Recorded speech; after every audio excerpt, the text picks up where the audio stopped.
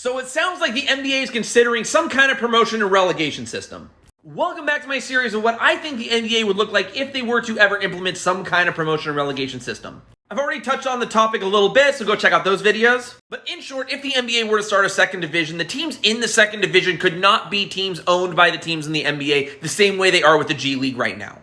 And then after the NBA expands to 32 teams, maybe any team that wants to join the NBA after that has to join the second division. And maybe reducing the franchise fee to incentivize potential owners on joining the second division. And before I get into today's topic, make sure you hit the follow button so you can stay up to date with this. And this topic is going to be a little controversial, so I'd love to hear your thoughts in the comments, but today's topic is going to be about the NBA draft and how I think this would work with a second division in place. The first option is to require scrapping the draft in its entirety. So on one hand, yes, it does allow players to go sign wherever they want, and then provide each team with an allotted amount of money to spend on new players coming out of college or veteran players. This is loosely what they do in Europe with soccer. But the draft is such a big part of the NBA and just American sports in general, I don't see it going away. The draft itself gets a lot of viewers. But what I think would happen is the second division would get the first dibs on the draft picks. So let's say you have 32 first division teams and 18 second division teams, 50 teams total. That means the team that finished dead last in the second division would have the first overall pick, and the team that won the second division would have the 18th overall pick. And that the team that won the NBA championship would have like the 50th pick. And then maybe repeat the second round.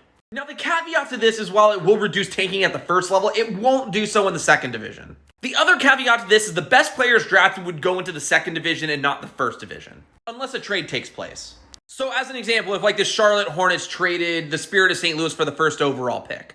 In exchange for some quality first division players who are maybe going to help the Spirit of St. Louis make a push for promotion into the first division the following year. Now, the plus side of the second division would also reduce the amount of busts. Because the top players coming out of college or other leagues around the world will succeed in the second division, but it will also provide players that maybe would otherwise be a bust with an opportunity to prove themselves against maybe some not quite first division talent, but they'll be able to develop.